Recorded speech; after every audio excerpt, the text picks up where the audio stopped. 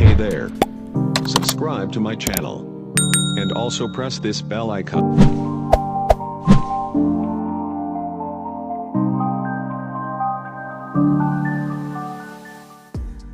Gua peninggalan masa penjajahan Jepang ini berada di Jalan Raya KH Abdul Halim, Kelurahan Tonjon, Kecamatan Kabupaten Majalengka. Tepatnya lokasi gua Jepang ini berada di samping Mako Kodim 0617 Majalengka, dibangun di masa penjajahan Belanda dan banyak difungsikan pada zaman penjajahan Jepang. Gua Jepang Majalengka merupakan salah satu situs bersejarah yang ada di Jawa Barat. Meskipun namanya gua, tetapi tidak ada hal-hal yang berbau gua sedikitpun di lokasi wisata ini. Lebih tepatnya adalah sebuah bangunan kuno yang dulunya digunakan sebagai bunker selama masa penjajahan. Bangunan ini sudah ada sejak zaman penjajahan Belanda dan kemudian digunakan oleh Jepang setelah menduduki wilayah Majalengka. Sempat terbengkalai saat pertama kali ditemukan, tetapi kini sudah terawat dengan baik dan dikelola langsung oleh pihak pemerintah sebagai salah satu objek wisata alternatif.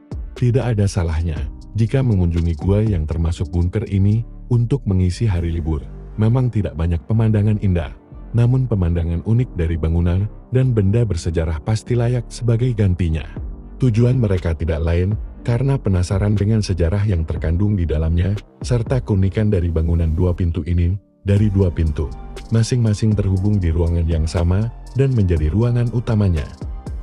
Menurut sejarah yang diambil dari berbagai sumber, objek wisata yang juga dikenal dengan bunker Belanda ini dibangun oleh tentara Belanda pada saat menjajah Indonesia. Namun fungsi dan penggunaannya lebih banyak digunakan tentara Jepang. Tujuannya untuk memata-matai pergerakan rakyat Indonesia yang melakukan perlawanan. Fungsi lain dari bunker ini tidak lain sebagai tempat pengasingan atau penjara bagi siapa saja yang dianggap memberontak. Pembangunan gua Jepang Majalengka pun tidak lepas dari warga sekitar yang saat itu tinggal di wilayah Majalengka. Lebih tepatnya adalah mereka yang ditangkap dan ditawan karena alasan tertentu mengenai kapan pastinya dibangun bunker yang dulunya tertutup oleh tanah di atasnya ini masih belum dapat dipastikan. Namun perkiraan waktu dibangunnya gua ini sekitar tahun 1923. Daya tarik gua Jepang Majalengka tentunya dari bangunan khas dengan fungsi utama sebagai bunker kuat dan kokoh. Itulah konstruksi bangunan jika dilihat dari luar. Temboknya berupa batu alam ukuran besar yang dilekatkan dengan semen. Gua buatan ini memiliki dua bunker utama yang masing-masing terdapat dua pintu sebagai akses masuk. Setiap bangunan bunker mengarah pada satu tempat dengan ukuran sekitar 5 x 5 meter. Tidak terlalu luas memang, namun ruangan ini dijadikan sebagai tempat utama untuk pertemuan atau hal lain yang penting oleh pemerintah Jepang. Pintunya terbuat dari baja tebal yang menjadi ciri khas sebagai bangunan pertahanan. Sejak pertama kali ditemukan, gua Jepang Majalengka hanyalah sebuah bangunan tua yang kokoh dan bersembunyi di bawah gundukan tanah. Nyaris tanpa barang di dalamnya, kecuali beberapa bangku dan peralatan memasak yang kurang berguna saat ini.